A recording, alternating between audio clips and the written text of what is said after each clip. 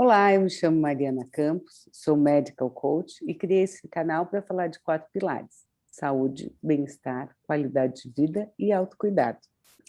Hoje a conversa é sobre as 2 abordagens das terapias baseadas na antroposofia, a terapia biográfica e o genograma. Para o assunto, eu convidei Cláudia Regina Tavares Ferro. Cláudia é formada em artes plásticas pela FAAP, é aconselhadora biográfica, possui formação em terapia artística pela Escola Terarte da Clínica Tobias, que é a clínica mais conceituada em antroposofia, né? Em medicina antroposófica pela Associação Brasileira de Medicina Antroposófica, em estudos biográficos pela Escola de Formação Biográfica de São Paulo. Há 15 anos, Cláudia trabalha com aconselhamento biográfico, apoiado em terapia artística, fundamentos sistêmicos, que são as constelações, e o genograma. Desenvolveu trabalhos com pacientes portadores de síndrome pós-poliomielite para o ambulatório de neurologia da Unifesp. Fez parte da equipe de atendimento do ambulatório da Clínica Tobias e aplicou uma abordagem biográfica combinada com a terapia artística para a terceira idade, com o objetivo de harmonizar os aspectos psiconeurofuncionais. Cláudia, muito obrigada por estar aqui. Eu agradeço muito você ter aceitado o convite para falar desse assunto. Muito obrigada. Eu é que agradeço, Mariana. É um prazer estar com vocês e também falar um pouco do nosso trajeto dentro desse processo de autoconhecimento dos pacientes em geral, inclusive nos processos da terceira idade, que esses processos são fundamentais para a pessoa poder ter contato com esse caminho, né? Como se fosse um filme que elas realizam, né? Que elas veem o caminho da vida delas e elas começam a sentir bastante harmonia em tudo que elas fizeram, né? Muito bom. E escolheram. Mas, em primeiro lugar, Cláudia, eu quero saber como é que surgiu o teu interesse pela antroposofia, quando e como isso surgiu para você? Uma artista plástica, conta para mim. Então, desde muito cedo, assim, nos idos de 1967, por aí, eu comecei a fazer yoga. Isso, nessa época, era uma coisa assim, meio fora do padrão, né? E dentro desse caminho, e aí eu fui procurar Shimada. Shimada foi um grande mestre, né? E aí eu comecei a ter contato com a filosofia oriental, né? Com 15 anos de idade. E isso me despertou bastante interesse, porque era um olhar do ser humano de uma maneira diferente. Que tinha mais sentido, já nesse idos, com uma visão de como eu iria me colocar no mundo, né?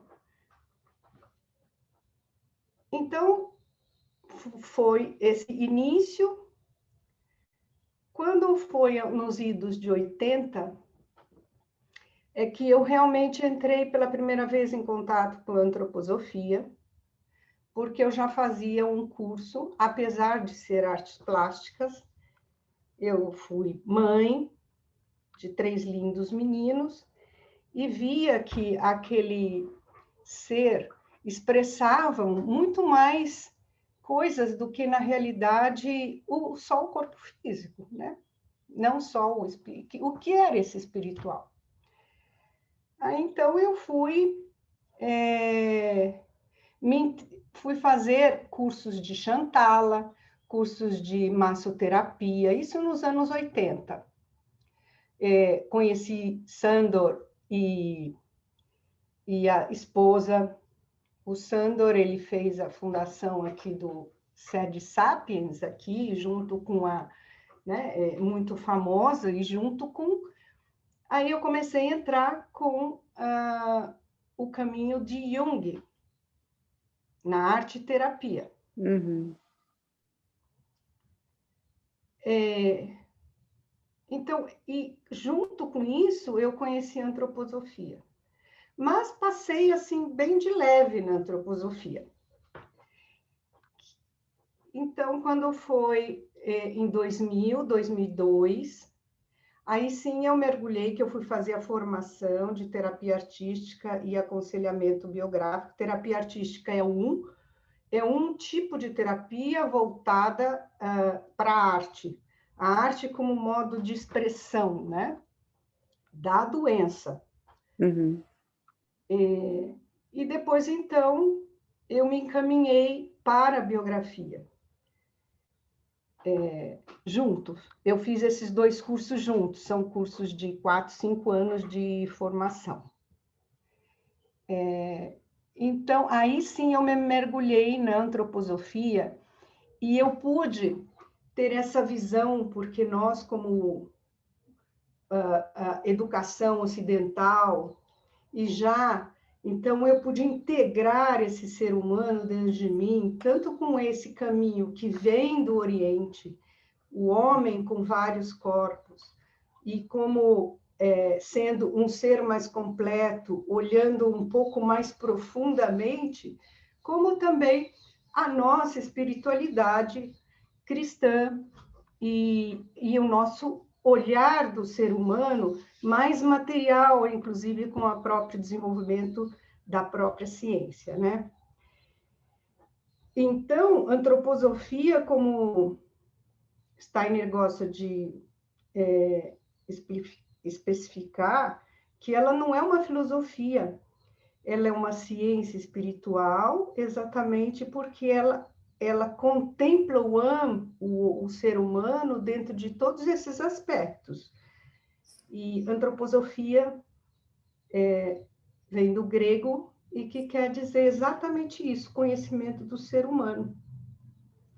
E dentro do aspecto da antroposofia, ela vai buscar exatamente todo esse conhecimento grego, bem remoto, e ela vai revitalizar tudo isso, trazendo para os nossos momentos atuais de consciência, níveis de consciência, né?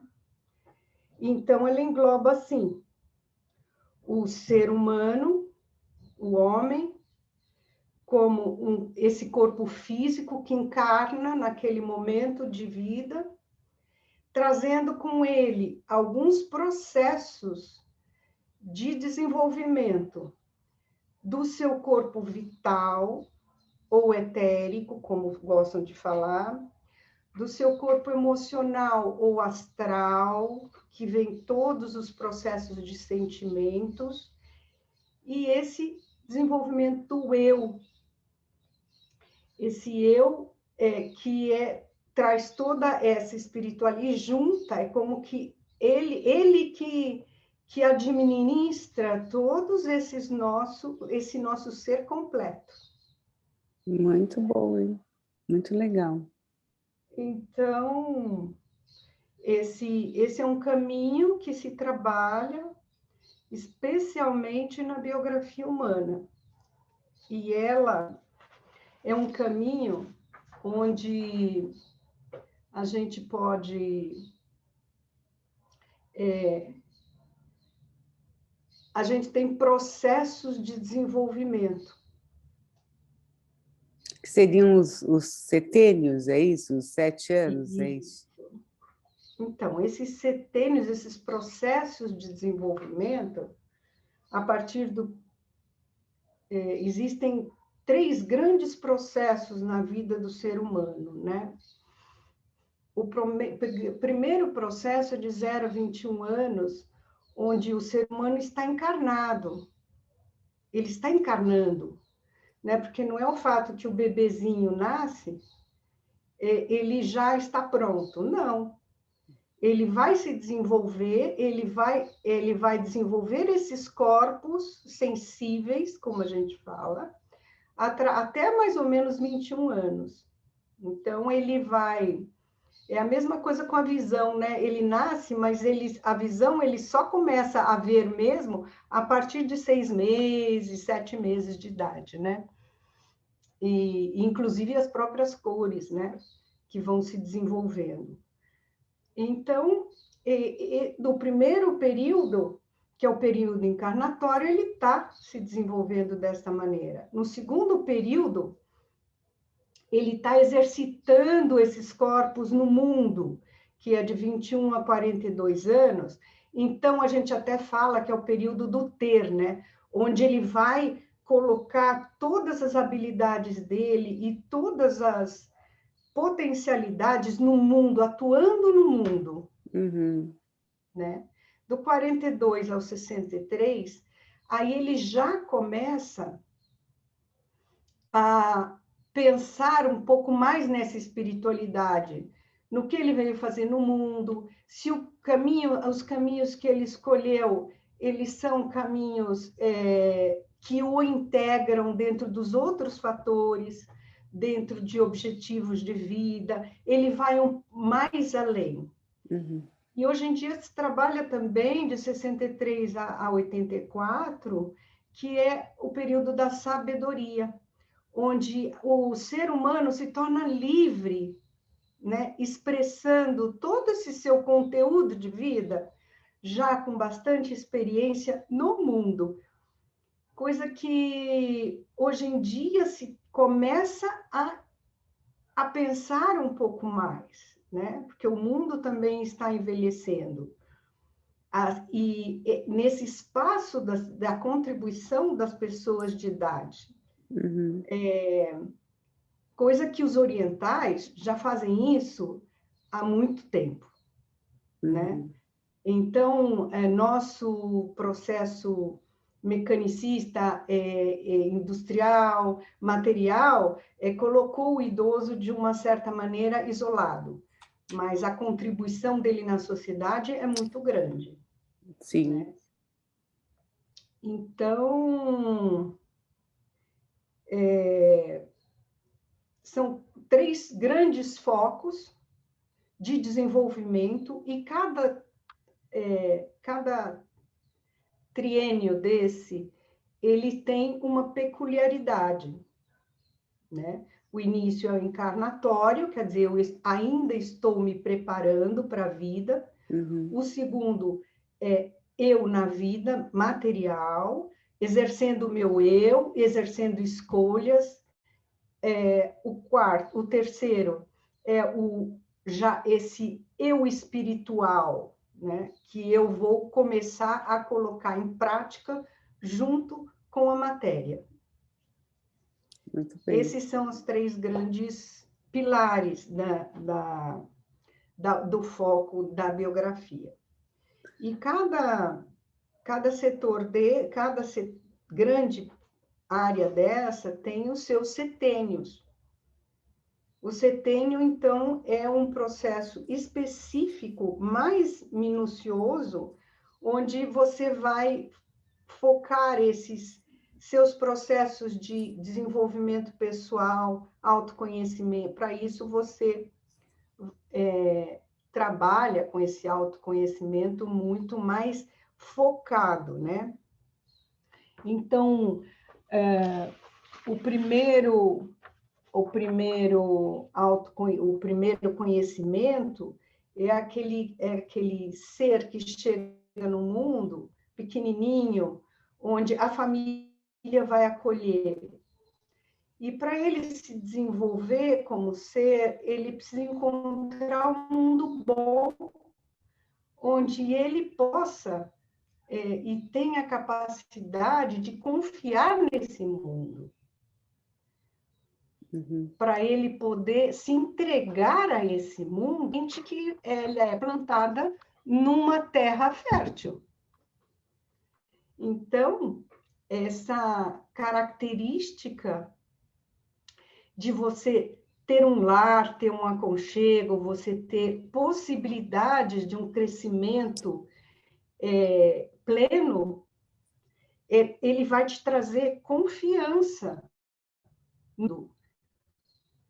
E quando você traz essa confiança no mundo, você vai trazer também esse papel de imitação. Você vai semear no mundo o que você recebeu. O segundo setênio é um segundo setênio onde, por exemplo, eu gosto dessa imagem, onde o pintinho quebra a casquinha do ovo e põe as patinhas para fora, né? Já. Começa a ir para a escola, ele começa a interagir com esse ambiente social de uma maneira muito mais intensa, já dando os primeiros passos da liberdade dele, né? E para isso ele tem que sentir dentro dele que esse mundo, além de confiável, ele é bonito para ser descoberto, né? O belo atrai o ser humano, né? Então, ele é o período que ele vai para a escola e ele começa a interagir com outros iguais a ele. Ele tem aí o início da sociabilização maior.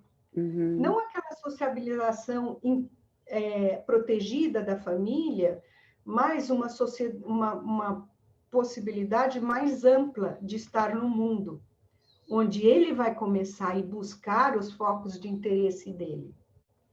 Aí, esse foco de interesse, ele é deslumbrado pelo conhecimento, né? E a curiosidade são características deste setênio.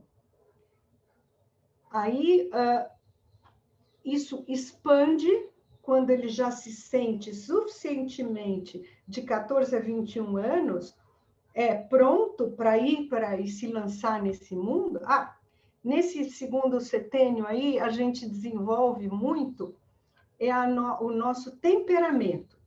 Então, você vê que existem crianças mais arrojadas, crianças mais recolhidas, crianças que voam, que planejam, que sonham, né? E tem aquelas crianças muito internalizadas, né? Aquelas que dão lição de moral. Então, isso é o processo de desenvolvimento do temperamento do ser humano, que são basicamente 4 tipos. E então, a partir desse momento que ele está mais seguro, ele amplia essa visão de mundo dele. Ele amplia exatamente com ideais, a busca dos ideais dele, né? Ele já começa a pensar o que eu vou fazer quando, não na realidade quando crescer, né? Porque ele já está nesse processo de crescimento, mas ele vai atrás, a busca desses interesses pessoais dele. Mas já trazendo por trás essa filosofia, esses ideais, esses novos caminhos. Então, o jovem, ele é muito criativo por isso. Ele expressa todo esse mundo de sentimento, dos 14 ao 21, e ele vai configurar isso dentro das escolhas que ele vai fazer na vida profissional. Né? Isso tudo organizado pelo eu dele, né? Por esse espiritual dele. E aí, eu estou entendendo que no trabalho biográfico você trabalha esses blocos e vai esmiuçando os setênios, é isso que eu estou entendendo? É isso? Sim, isso. Tá. A dinâmica E isso é feito através da fala, é expresso através de escrita, como é que é? Depende muito do paciente, da Tá. idade do paciente, né? Então, E, às vezes, a gente aborda não só da fala, da escrita, existem contos de fadas que você pode associar. É uma gama de elementos que você pode usar muito grande. Mas, Uhum. basicamente, você faz perguntas. Primeiro, você tem que estimular o ser humano ou o paciente a ir buscar dentro da história dele a memória que ele tem. Tá. Essa memória é importantíssima, porque é através da memória que ele vai resgatar muitos fatos, assim como fatos, nós estamos aqui num processo de aprendizado e Uhum. de desenvolvimento do ser. Então, muitas vezes ele entra em contato, sim, com dores profundas, com traumas profundos, né?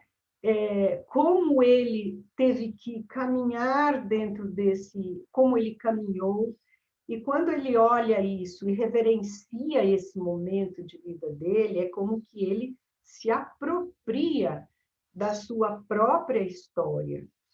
Uhum. Ele tem dentro desse caminho biográfico uma apropriação dentro dessa própria história dele, porque é um caminho organizado. Em geral, quando você vai em terapias comuns, você fica falando da sua dor, do seu trauma, mas você não conecta ele com um caminho de aprendizado. Uhum.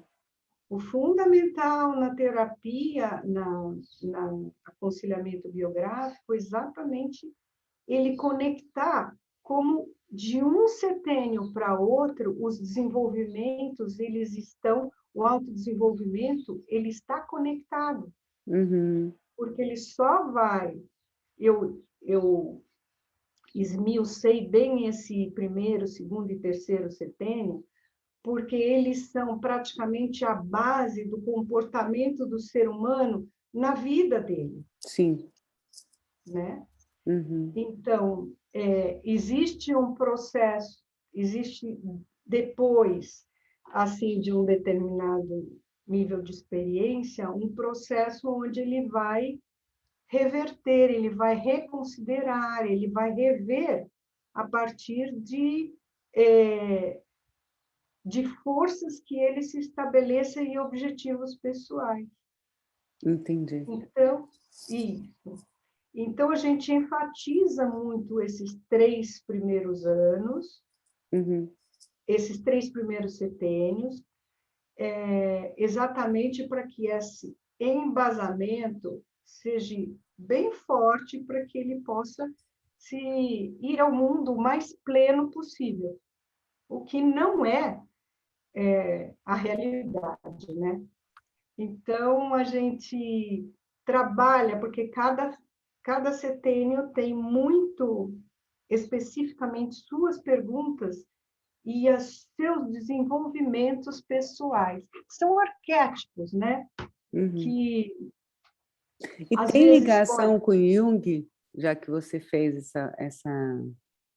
essa tem uma. O Jung ele trabalha mais só mais nesse campo emocional e espiritual, né? Steiner, lógico, eles são eles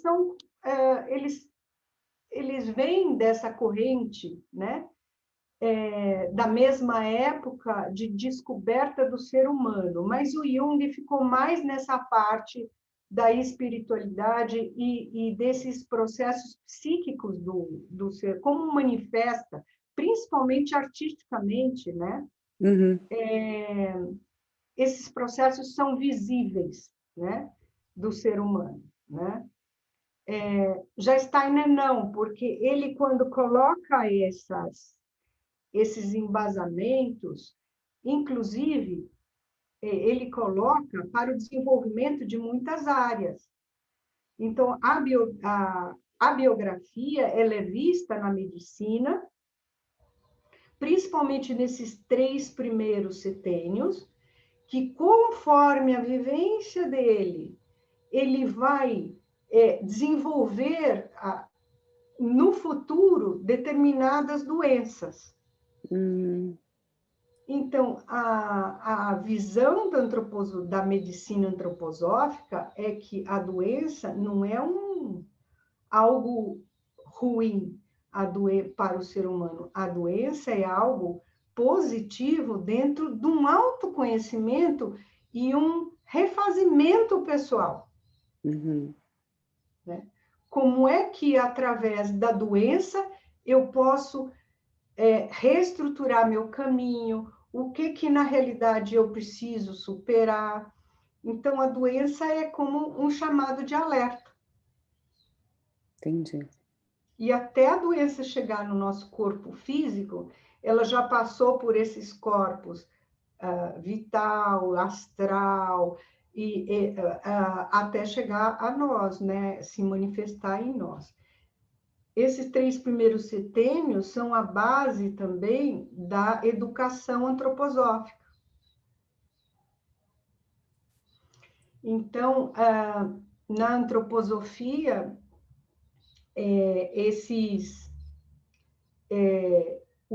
a criança não tem a necessidade de ler rapidamente. Ela tem a necessidade de estar pronta dentro do desenvolvimento do raciocínio. Porque o raciocínio ela vai levar para o resto da vida. A alfabetização é uma coisa muito focada, momentânea. Então, ela se contradiz também, né? Ela não é se contradiz, ela procura primeiro desenvolver toda a criança dentro das potencialidades dela, neurológicas, motoras, através de desenhos, de exercícios, de motores, para que emocionais também, né? Para que ela possa agregar o ler e escrever, a alfabetização, como mais um processo de desenvolvimento dela. Entendi. Então, quer dizer, o processo biográfico, ele auxilia para a medicina antroposófica, principalmente essa primeira fase, esses primeiros 7 anos, esses 3 setênios, né? Essa é a relação, é isso? Esses 3 primeiros setênios. Então, se existe um grande trauma, por exemplo, na criança, quando ela nasce, né? Então, isso reverbera através do tempo num processo, às vezes, de doenças. As doenças, elas estão relacionadas com esses 3 primeiros setênios, né? Então, por exemplo, na minha época, você já escutou falar na palmatória? Sim, sim. Então, na minha época, graças a Deus, já peguei o final. Então, o que acontecia? A criança era tão coagida através do sacrifício físico, né? A fazer algo que ela tornava aquilo em vez de ser algo prazeroso, que ela desenvolvesse com atenção, ela ficava sob tensão. Então, o que ela queria? Ela não queria ir para a escola, porque lá ela ia ser agredida. Então, esses tipos de traumas, ele reverbera, então, uma criança que tinha a possibilidade de se afastar da escola, de não gostar de ler, porque tudo isso era um desafio sobre-humano para ela. Né? Deixa eu fazer um parênteses, para quem não conhece, palmatória, na verdade, eram punições que eram dadas às crianças durante o processo educativo na escola. Então, às vezes era reguada, né? Às vezes era ajoelhar no milho, tinha umas coisas assim. Ou ficar de costas na lousa, na frente da classe. Tudo isso são processos que eram usados que, em vez de agregar o interesse da criança, ele afastava porque existia o medo por trás, né? E, assim, muitos processos educacionais mesmo, familiares, né? Então, o excesso de responsabilidade das crianças, as famílias eram grandes, tem muitas coisas que fazem parte da história de cada um de nós. Nós somos seres muito individuais, onde nós trazemos para cá uma série de potencialidades e também experiências, mas de vidas passadas, né? Porque a antroposofia acredita nessas vidas passadas, e também nos traça caminhos que vamos ter que superá-los. E quanto mais consciente nós tivermos disso, mais fácil nós podemos evoluir e também superar esses traumas, né? Uhum. Cláudia, me diz uma coisa, na tua experiência, o que de significativo você podia contar, assim, lógico que deve ter muita história, mas assim, o que você pode contar da terapia biográfica, o que aconteceu, assim, que experiência você pode contar para a gente? Então, a primeira, a terapia, o aconselhamento biográfico é um processo que ele tenta organizar essa vivência de cada indivíduo, né? E a primeira coisa que acontece é a autoexperiência, né? Uhum. Então, ela era um processo vivencial e sob alguns embasamentos, né? Então, esses embasamentos, quem vai orientar, quem vai direcionar, somos nós, os aconselhadores. Uhum. Então, essa experiência pessoal é que me conectou bastante nesse processo dessa visão do meu caminho pessoal. E também, esse caminho pessoal tem muito a ver com esse meu processo particular, ou de cada um de nós, desse desenvolvimento do processo da individuação. Individuação, a gente vê o ser humano se desenvolvendo nesse âmbito integral, Uhum. nesse todo. Coisa que hoje em dia está muito muito difícil, porque o homem perdeu a conexão com a natureza, com os ritmos da natureza.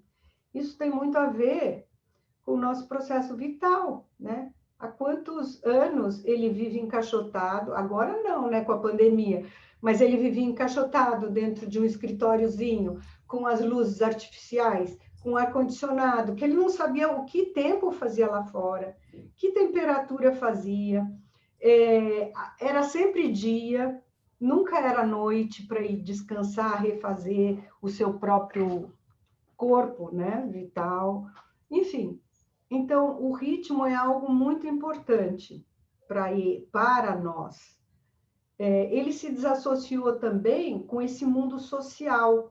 O que esse mundo social para ele, familiar, essa configuração desse aconchego? Então, o homem, cada vez mais, e principalmente se separou do mundo espiritual. Toda vez que a gente fala em espiritualidade, não é religiosidade na antroposofia. Espiritualidade é exatamente ver esse ser indivíduo dentro do seu processo particular de aprendizado e desenvolvimento, né?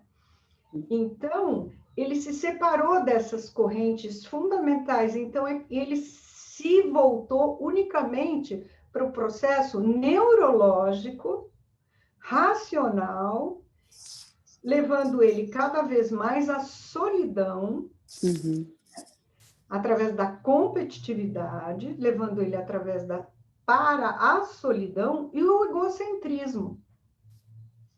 Então, o aconselhamento biográfico, ele é uma ferramenta muito importante para que ele se reconecte com todos esses eus dele, que são eus também, né? É o meu eu sentimental, é o meu eu racional, é o meu eu vital, né? Que a gente se esquece disso, né? Porque o foco se torna mais o racional. E é mais fácil a gente vivenciar esse racional. Então, ele, a partir do momento que se reconecte com esse eu dele total, ele vai se sentir mais seguro e mais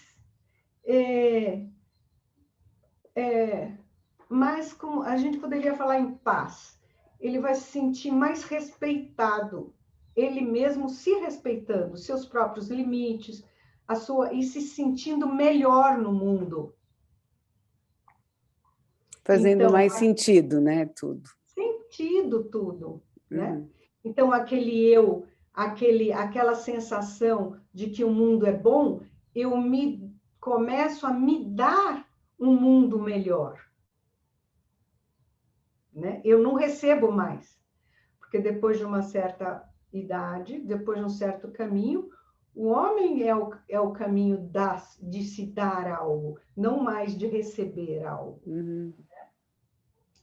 E com isso ele pode, assim, começar a estar mais desperto às suas escolhas, né? O que na realidade faz sentido para mim, o que na realidade se conecta não só comigo, mas com minhas necessidades. Então, ele usa o racional através de um sentir próprio para poder agir no mundo, né? Então, as escolhas da vida dele já vão ser escolhas diferentes, onde muitos outros atributos são importantes, estar presentes, né? Outro dia mesmo eu tive uma paciente que estava relacionando exatamente isso. Bom, quando eu tinha determinada idade, eu trabalhava 14 horas por dia. Hoje, eu já estou vendo que eu não consigo mais.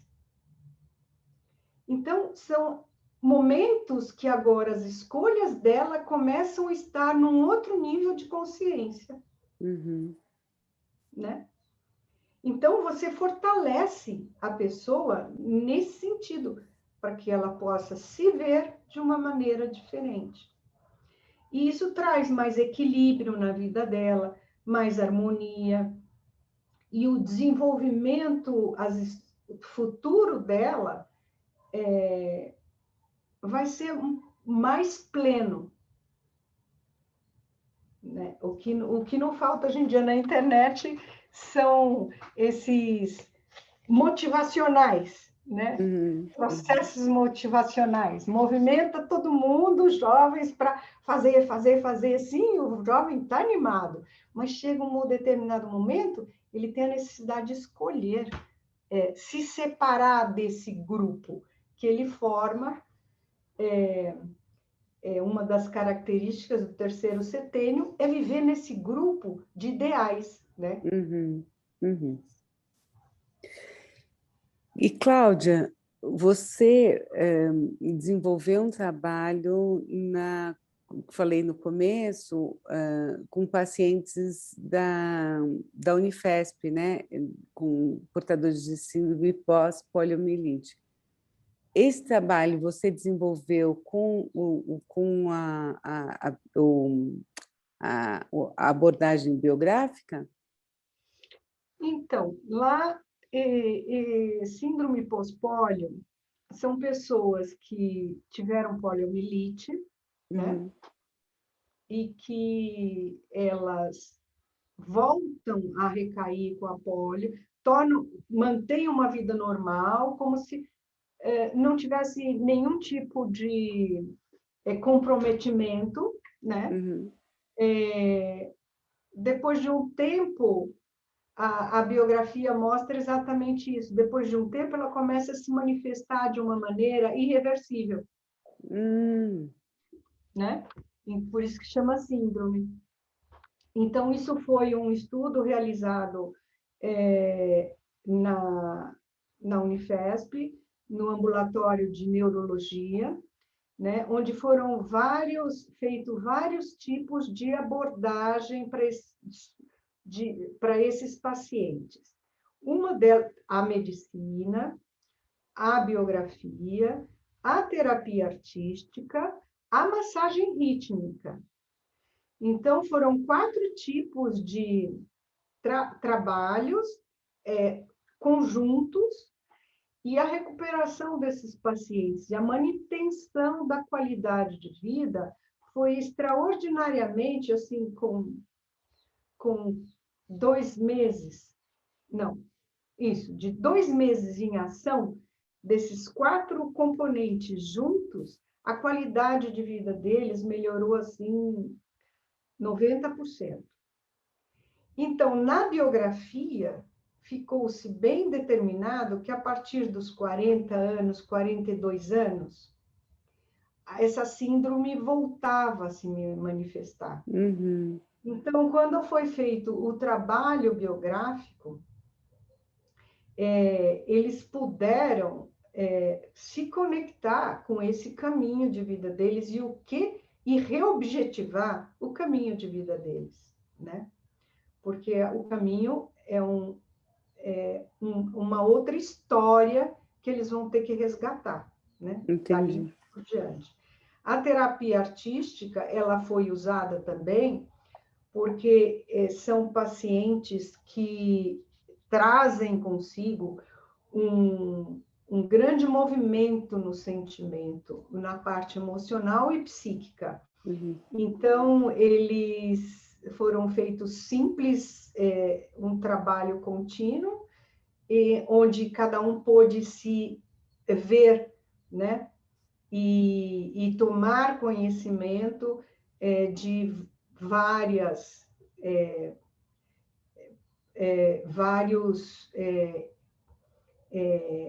traumas, exatamente, no caminho biográfico deles. Uhum. Então, foi um trabalho extremamente interessante, foi desenvolvido por 4 anos, quase, 3 anos e 8 meses, 9 meses, e se tornou um case. Olha que legal. A terapia artística é uma terapia antroposófica, exatamente conectada com a medicina, e trabalha muito com a biografia também, mas ela é silenciosa, ela não é verbal. É uma terapia utilizando os recursos artísticos, ou escultura, ou entalhamento, enfim, de acordo com tanto o processo de doença, quanto o processo de doença, quanto os processos psíquicos do paciente, enfim, ele é feito uma análise um pouco mais global, né? Uhum. Do paciente, para saber por onde vamos começar. E a gente sempre começa de onde o paciente está. Uhum. Né? Então, foi um trabalho muito interessante. Já o trabalho da terceira idade são pessoas que, na realidade, você vai encaminhando as pessoas a se colocar nessa plenitude de vida, da autoaceitação, do que aprendeu, porque muitas pessoas chegam nessa idade com, às vezes, revoltas, né? Mas, então, é fazer sentido, é encaminhar ao ser para ter sentido e ver que a vida foi muito grande, muito valiosa para ela, né? Uhum. Então... E como é que o genograma se encaixa nisso tudo? Conta para mim. Então, no momento em que a pessoa começa a se conhecer mais, ela vai vendo que ela tem conexão com... eu ajo... Uma coisa assim, eu faço igualzinho a minha mãe. Uhum. Né? Eu faço igualzinho ao meu pai.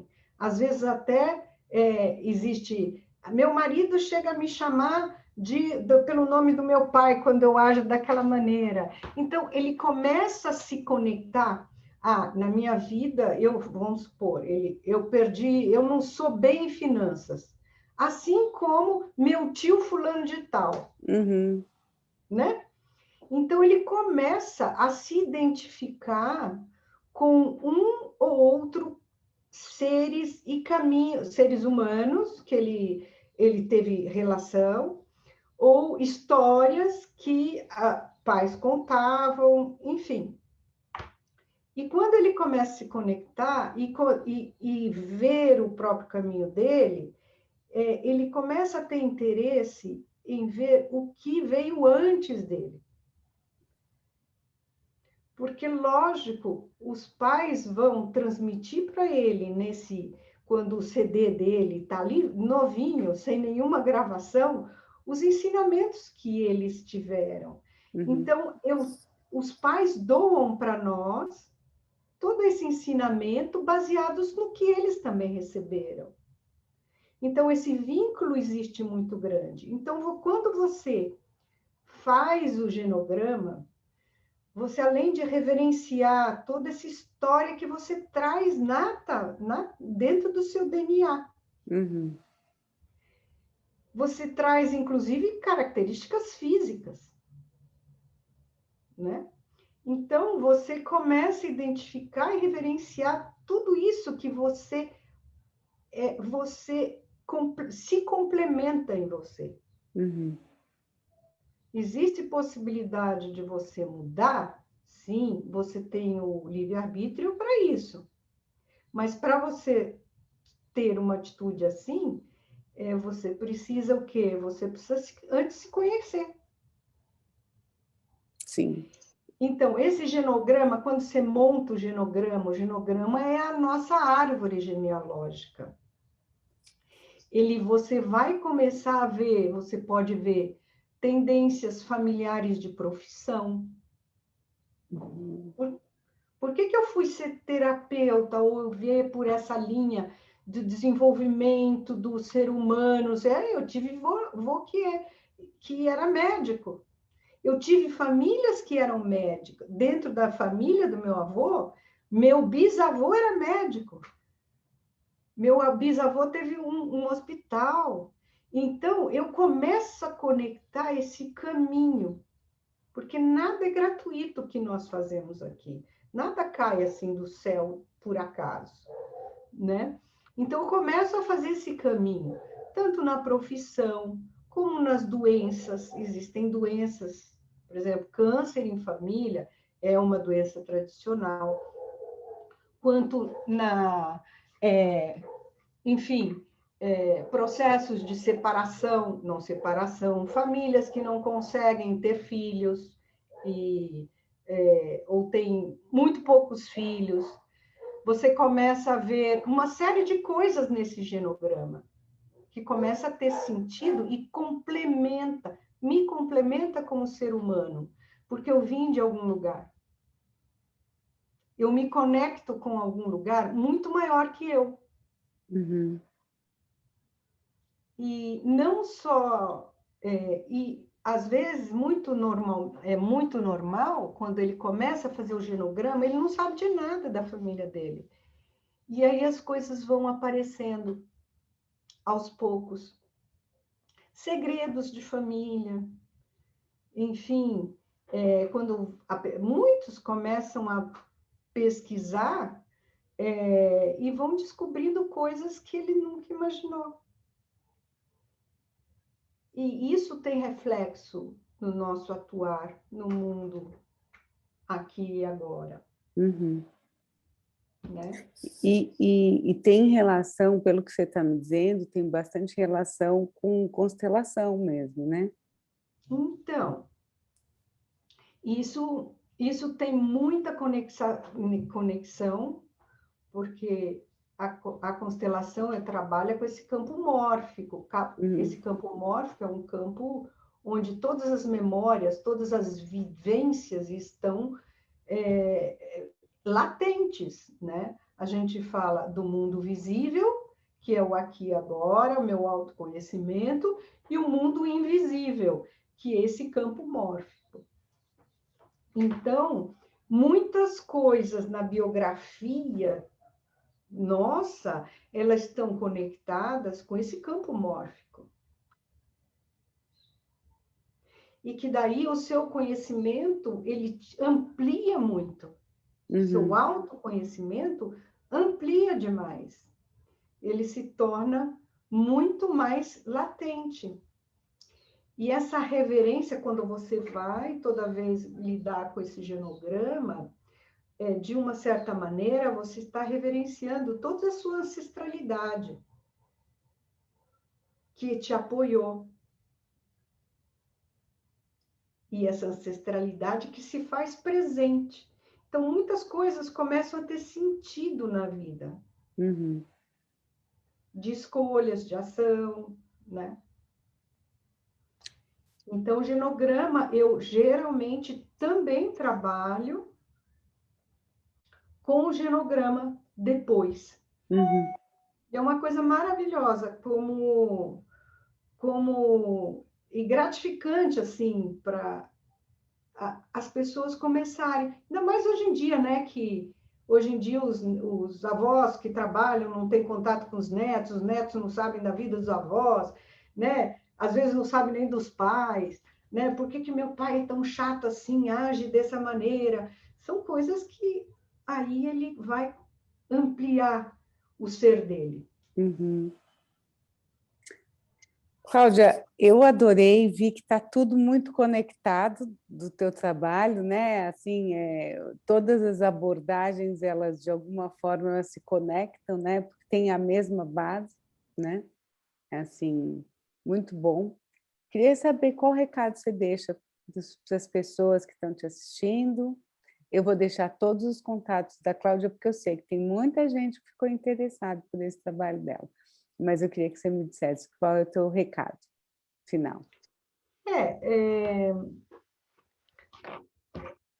Todo esse processo do autoconhecimento, do eu, te traz mais plenitude de vida.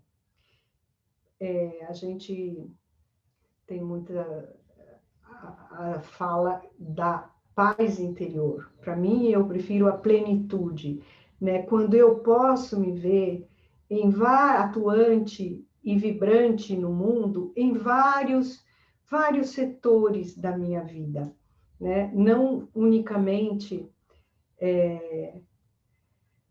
dentro do meu racional, dentro da minha profissão, dentro do meu raciocínio lógico, porque a vida é muito mais ampla. E com isso, com a abordagem do autoconhecimento, você desenvolve coragem, primeiro para se assumir mais, né? Assumir o seu caminho de vida. E também de fazer novas escolhas, que muitas vezes nós nos tornamos aprisionados. E nos mantemos fiel àquele aprisionamento por imaginar que não temos novas opções. E a vida é tão grande, né? O mundo nos revela... Nossa, hoje em dia, mais ainda com a internet, né? Então, quando a gente fala desses corpos sensíveis, e não é menosprezando todo o caminho de desenvolvimento tecnológico, mas como usá-lo.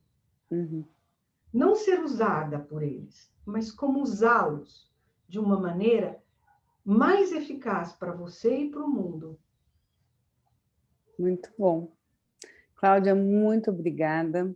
Foi um prazer te escutar. Realmente gostei demais. Obrigada a você, Mariana. Beijo. Fica bem. Tchau, tchau. Igualmente para vocês todos. Tchau.